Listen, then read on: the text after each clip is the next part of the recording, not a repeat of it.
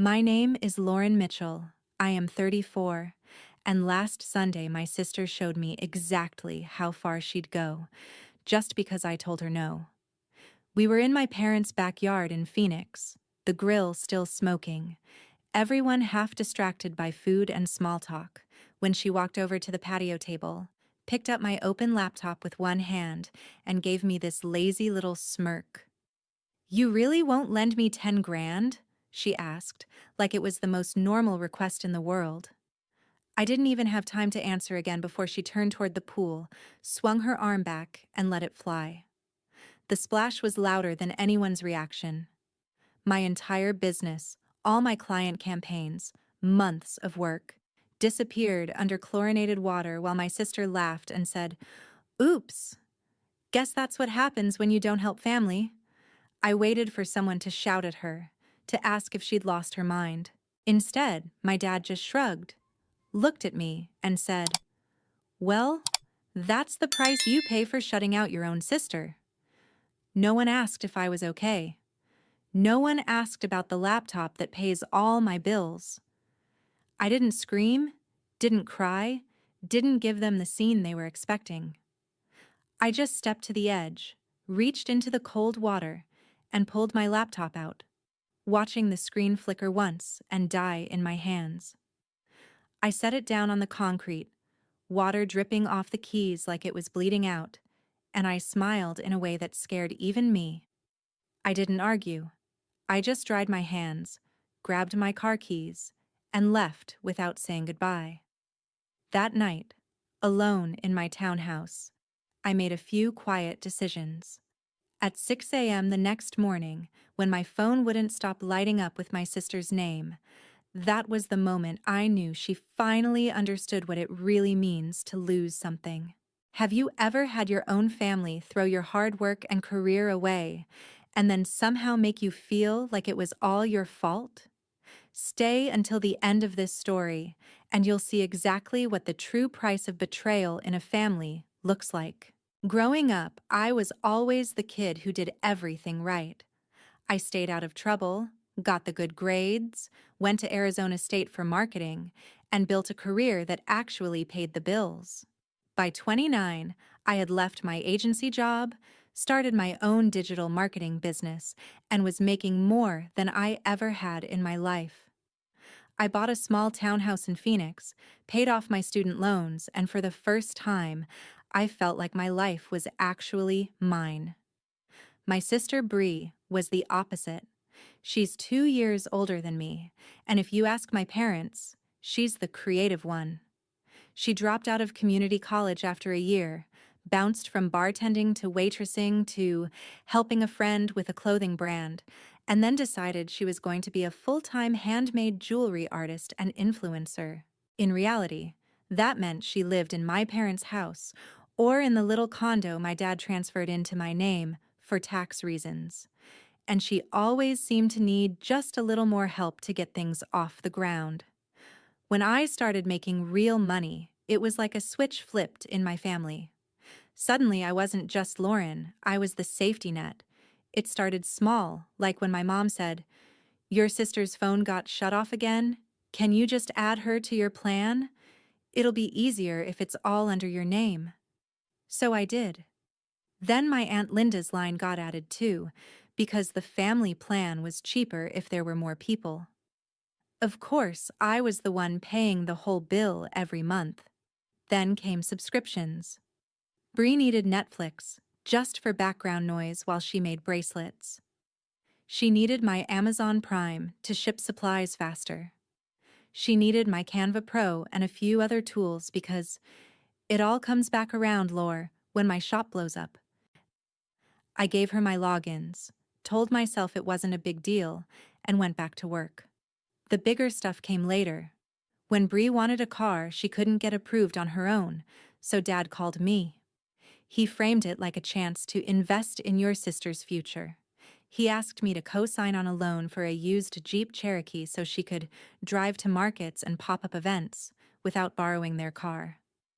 I hesitated, but he laid it on thick. "You're doing so well, honey. Bree just needs a little boost." I ended up not just co-signing, but also covering most of the payments when Bree hit slow months and couldn't make it. Then, there was the condo in Tempe. On paper, it's mine. My parents transferred it to my name to get a tax break and, because, in my dad's words, you're the responsible one. Bree moved in temporarily until she got on her feet. 3 years later, she was still there, not paying rent, not paying utilities, treating it like some kind of artist's loft while I dealt with property taxes and repairs. And on top of that, there were the loans that were never really loans. $4,000 here for inventory, $2,000 there for a camera to film product videos, a couple hundred for vendor fees, table fees, branding courses, you name it. Every time, it came with the same promise: I'll pay you back as soon as I start making real money. She never did. And every time I tried to pull back, my parents would say things like, "She's just not like you, Lauren. You understand money? She doesn't. Family helps family." So when my sister threw my laptop into the pool, it wasn't just about a ruined machine. It was years of me quietly covering for her. Years of being told I was selfish any time I even thought about saying no. That splash was the sound of me finally waking up. Because once you realize the people you love see you as a wallet first and a person second, how do you ever go back to normal after that? That night, after I left my parents' house, I drove home in complete silence. No music, no podcasts, just the sound of my own breathing and the faint hum of the highway. I walked into my townhouse, dropped my keys in the bowl by the door, and set the dead, waterlogged laptop on the kitchen counter like a body. For a few minutes, I just stared at it. If I let myself feel everything right then, I knew I'd either start screaming or completely shut down. So instead, I did the one thing I've always been good at. I opened my backup desktop, sat down at my desk, and treated my entire life like a client project.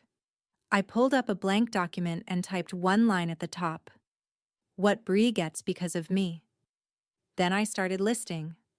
Phone plan, Bree, my parents, Aunt Linda, all under my name, all on my bill.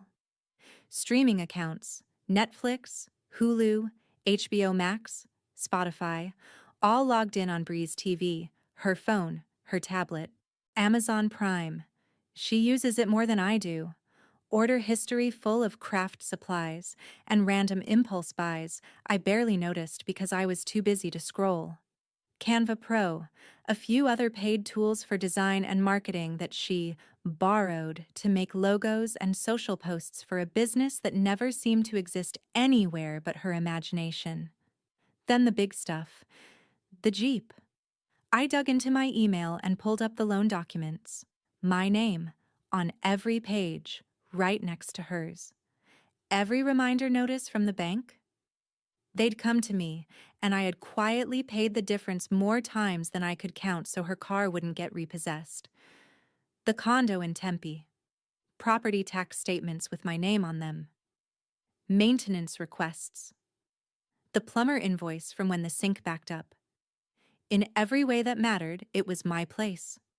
In every way that mattered to her, it was just Bree's condo that she happened to live in for free.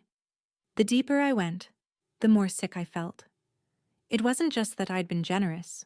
I had basically built an entire ecosystem around her. She had a car because of me, a place to live because of me, a phone because of me, entertainment because of me, tools for her business because of me. And in her mind, that still wasn't enough to earn a simple no. I scrolled through old texts from my parents, all the subtle guilt trips. She's just not like you. You know how your sister is. Don't make her feel like a burden, Lore. But the truth was, she was a burden, and I'd been the one carrying her weight so long I'd forgotten what it felt like to stand up straight. At some point, the anger stopped feeling hot and loud and started to feel cold and clean. I picked up my phone and called the cell provider. I confirmed my identity, took a breath, and said, I want every line on this account canceled except mine, effective tonight. The rep hesitated, asked if I was sure, warned me that the other phones would lose service immediately. I said, that's the idea. Next, I logged into my streaming accounts, went into settings, and signed out of all devices. New passwords, long and ugly, ones I wouldn't accidentally tell anyone. I removed her email from my Amazon household, killed the payment method she'd gotten way too comfortable using, and set up alerts for any new charges. Then I opened my email and searched for Andrew Cole, the attorney a friend from a networking group had once recommended for real estate and family messes. At the time, I'd saved the contact and thought, hopefully I'll never need this. Now I clicked his website, saw a free late-night consultation, and filled out the form with shaking hands. I wrote exactly what was happening, that my sister was living in a condo that was legally mine, that she didn't pay rent, that she'd destroyed my laptop after I refused to give her $10,000, that my parents were pressuring me to keep funding her life. 15 minutes later, he called. His voice was calm, practical, the kind of steady I needed. He asked for details about the condo, the loan, whether there was a lease. There wasn't. Then she's not a tenant, she's a guest, he said. Which means you absolutely can remove her. It just has to be documented properly. I'll draft a notice for you tonight. You'll email it, and we'll send a certified letter tomorrow. Don't argue with her. Don't negotiate. Just follow the process. When we hung up, I opened my document again and stared at the list. For the first time, I didn't see obligations. I saw exits. Every line item was a cord I could unplug. Every favor I'd been guilted into was something I could end with a phone call, a password reset, a signed piece of paper. Somewhere around 2 a.m, I leaned back in my chair, exhausted but weirdly clear. My sister thought throwing my laptop in a pool was punishment. She had no idea that all she really did was flip a switch in my head. And by the time the sun came up, the life she'd built on my back was about to start collapsing, one quiet decision at a time. I must have fallen asleep for an hour or two, because the next thing I remember is my alarm going off at 6 a.m., and my phone already buzzing in my hand. The screen was lit up with missed calls and messages. The same name over and over again. Bree. First it was regular calls, then FaceTime attempts, then a stream of texts coming through on Wi-Fi. Why is my phone not working? Lauren, did something happen to the plan? Answer me right now. I watched the notifications stack and didn't open a single one. A few minutes later, my mom's name popped up, then my dad's. I let those ring out too. It was almost funny in a sick way. For years, I'd been the one terrified of letting them down. And now, the moment I stopped paying for everything, they were the ones panicking before sunrise. I made coffee, sat down at my desk, and pulled up the auto loan account. The balance, the payment history, the delinquency notices I'd quietly covered so the bank wouldn't take the Jeep. All of it stared back at me. My chest tightened, but not from guilt this time. It was anger, sharp and focused. I dialed the lender, went through the security questions, and when the rep asked how she could help, I said, I'm a co-borrower on a vehicle that the other party is using without paying. I'd like to discuss repossession. There was a pause while she pulled up the file, then a more careful tone. She asked if the car was at my address. I told her no, that it was at a condo I owned in Tempe where my sister was living. I gave the address, confirmed again that my name was on the title, and listened as she explained the process. They could send a tow truck sometime that day, unannounced, as long as it was in a public or accessible parking area. I signed off on the authorization electronically while she was still on the line. Hanging up, I pictured Bree waking up late, shuffling outside in slippers, seeing an empty parking spot where her precious Jeep used to be. And for the first time in a long time, I didn't feel bad. I felt balanced. The texts kept coming. My phone is completely dead. I can't call anyone. What did you do? You better fix this. Then, did you cancel my line? Are you serious right now? I set my phone face down and opened my credit card account instead. If canceling the phone plan and going after the car were cutting off the obvious cords, this was digging up the roots.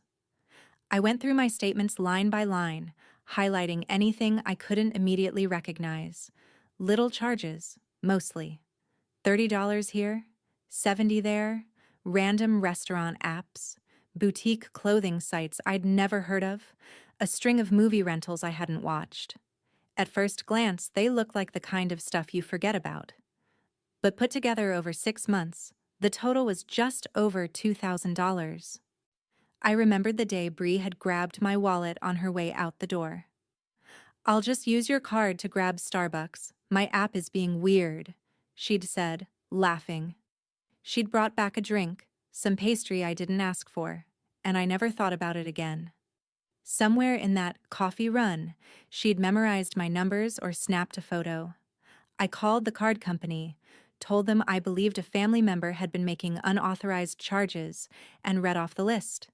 The agent asked if I wanted to file it as fraud and have a new card issued.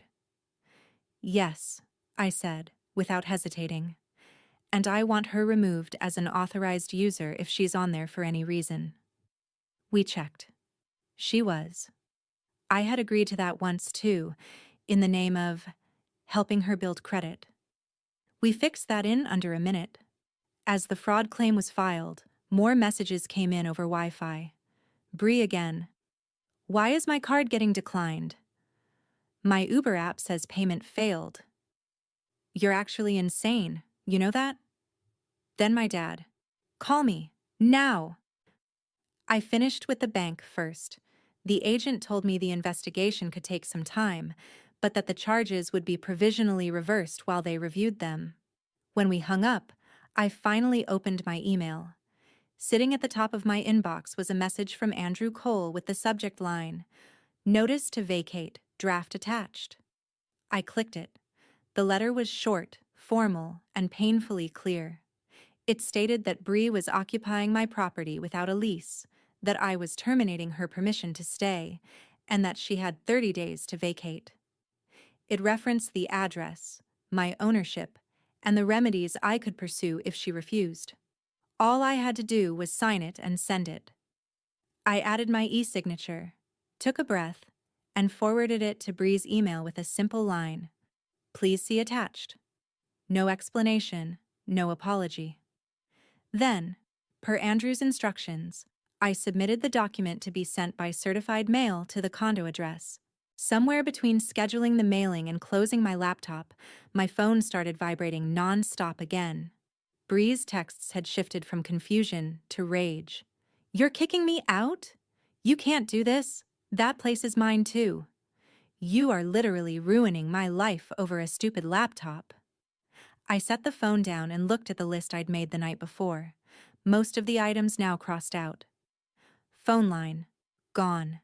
Streaming and subscriptions, locked. Credit card access, cut. Jeep, on its way to a tow yard. Free housing, officially counting down. Outside, the sun was climbing, turning the sky that bright Arizona blue I usually loved. For once, it felt like it belonged to me. My sister thought she'd punished me when she threw my laptop into the pool. She had no idea that the real punishment was waking up to a world where I finally stopped pretending I owed her everything. And by the time the tow truck rolled up to that condo in Tempe, it was too late for her to pretend nothing had changed. It didn't take long for the fallout to show up at my front door.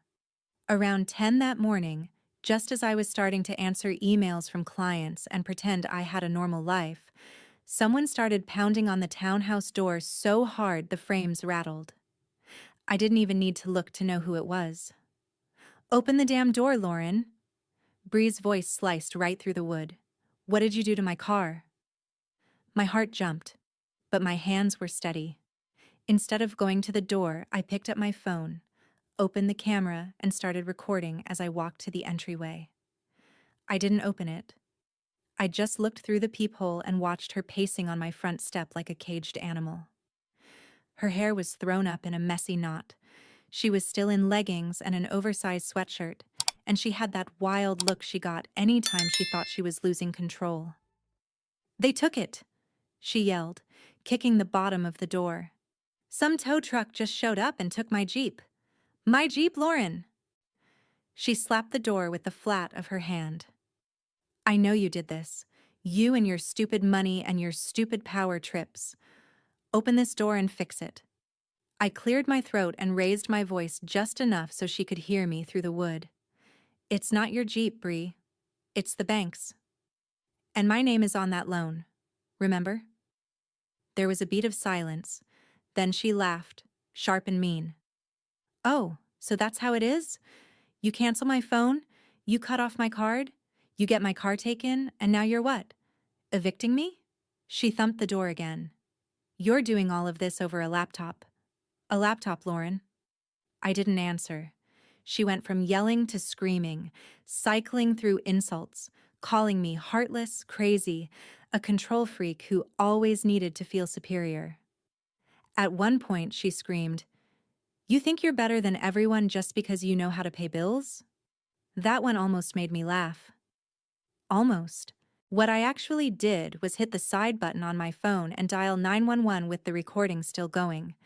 I stepped back from the door as I spoke quietly to the dispatcher, told her my sister was outside, that she was banging on the door and refusing to leave, that there had already been property damage in the last 24 hours.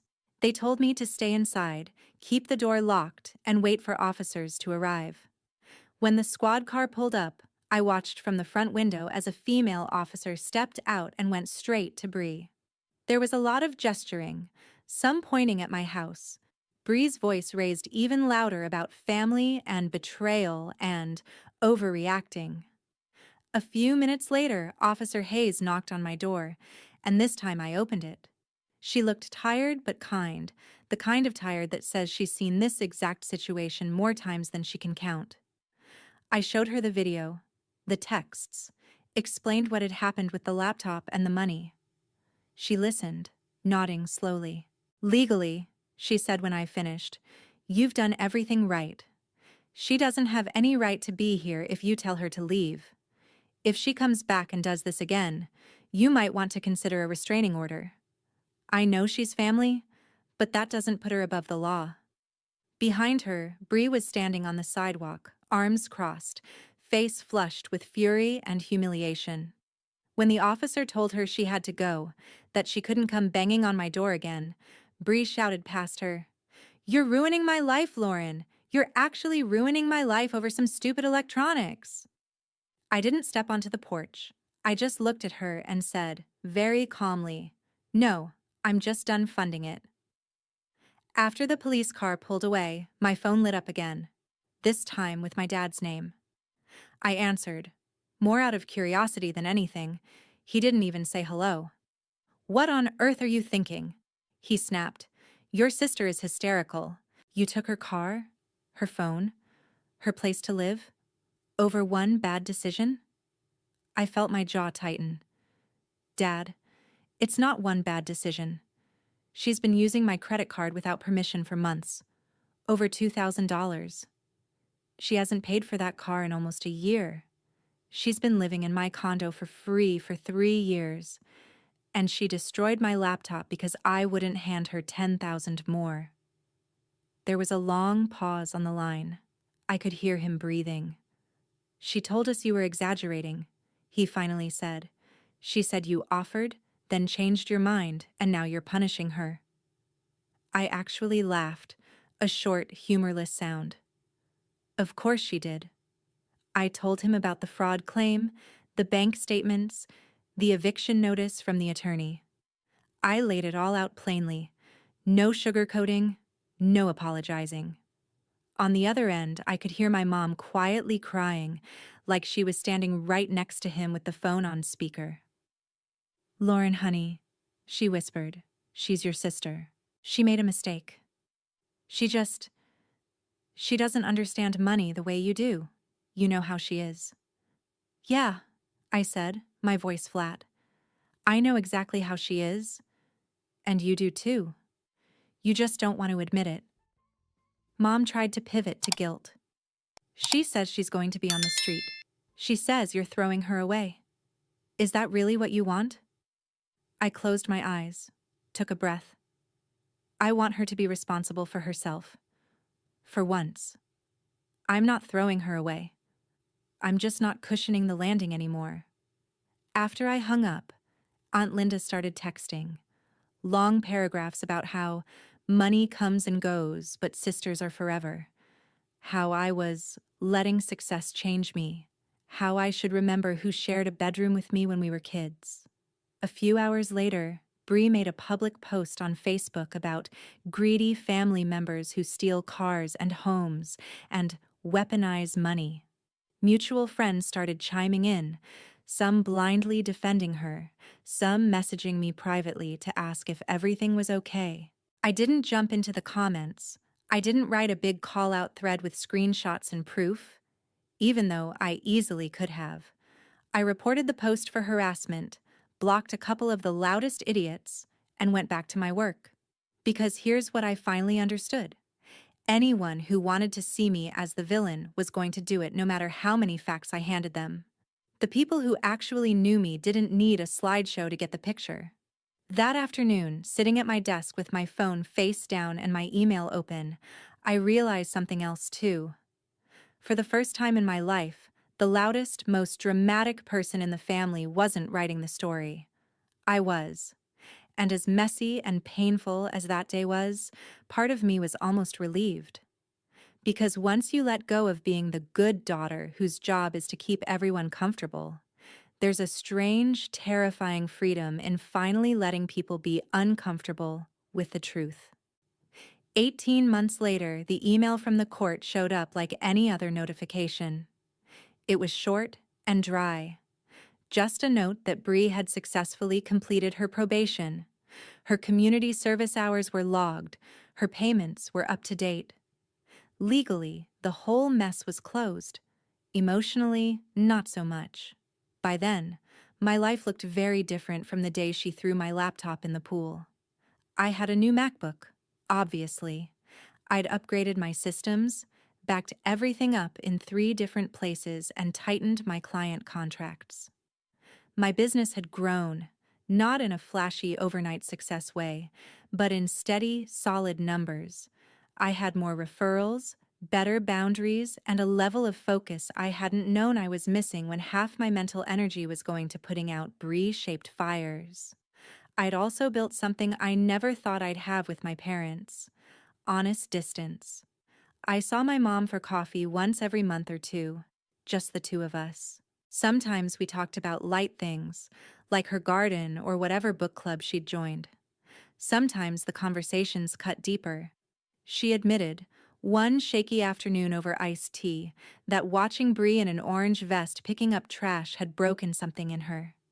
Not because she didn't deserve consequences, Mom said quietly, but because I realized how many times we shielded her from them and how many times we pushed them onto you instead. My dad came around slower, like a big ship trying to turn in a narrow canal. He never gave me a dramatic apology, but he stopped asking me to fix things.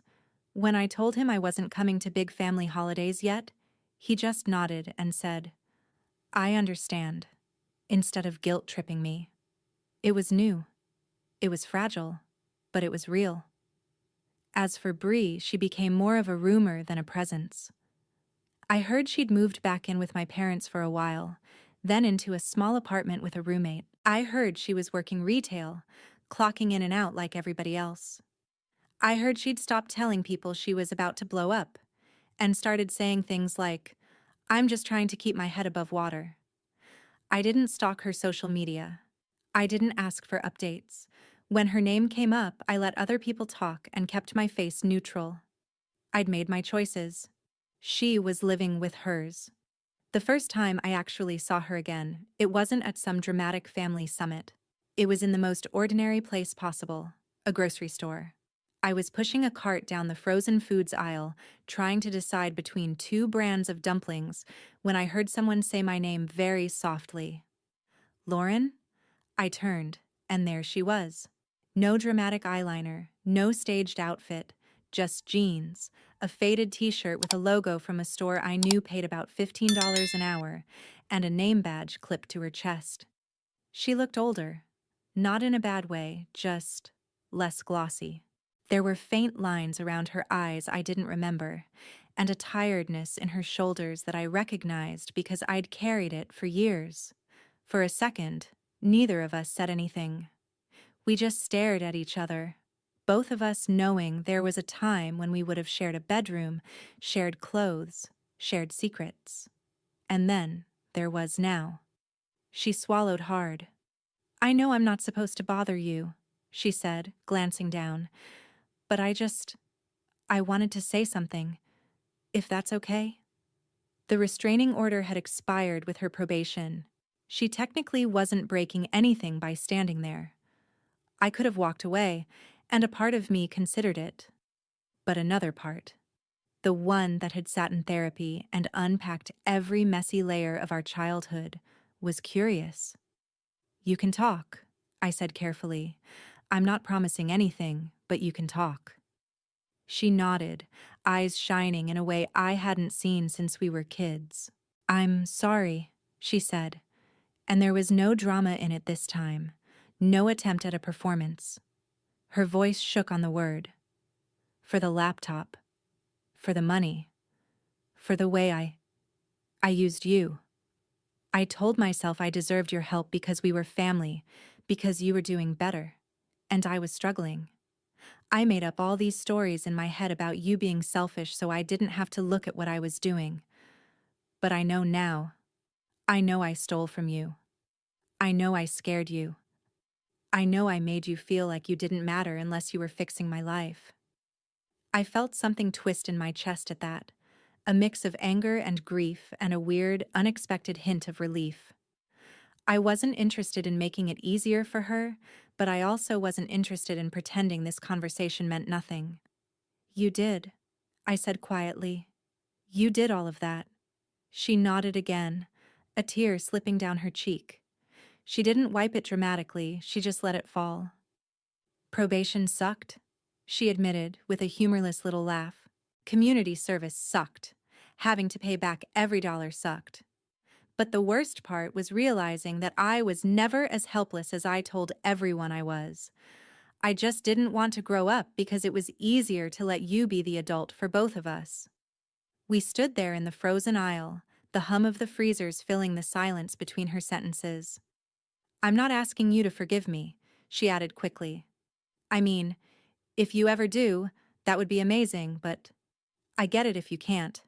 I just needed you to know I know what I did. And I'm trying to be different now, on my own."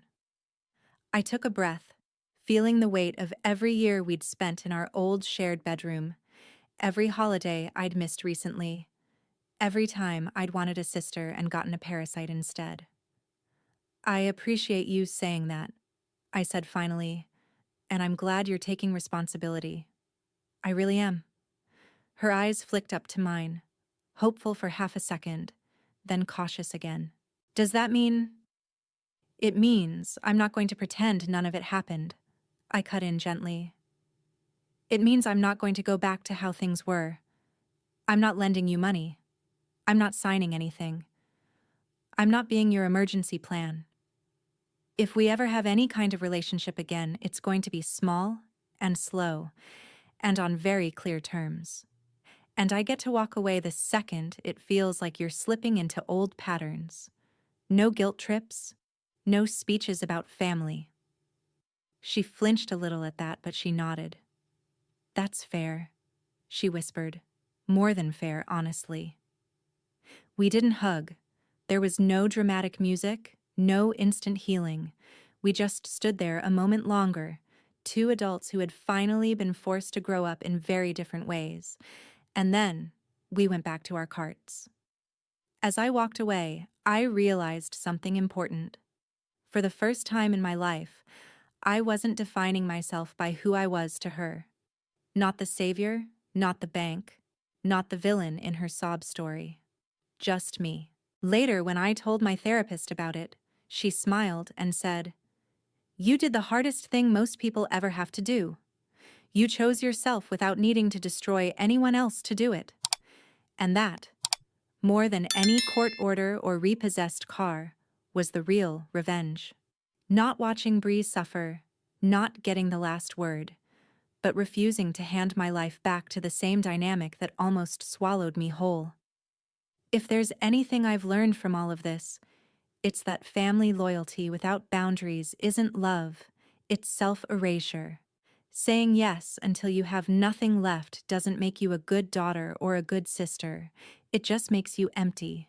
The people who truly love you don't ask you to set yourself on fire to keep them warm. They learn how to build their own fire, even if it takes them longer, even if they fail a few times. So if you've got your own Bree in your life, someone who calls manipulation love and theft helping themselves, this is what I want you to hear. You are allowed to stop. You are allowed to say no. You are allowed to protect the life you worked for. Even if the people who benefited from your silence call you cruel for finally speaking up. Because at the end of the day, the real punishment isn't losing access to someone else's money, or car, or couch. The real punishment is waking up one morning and realizing the person you've been draining dry isn't willing to bleed for you anymore.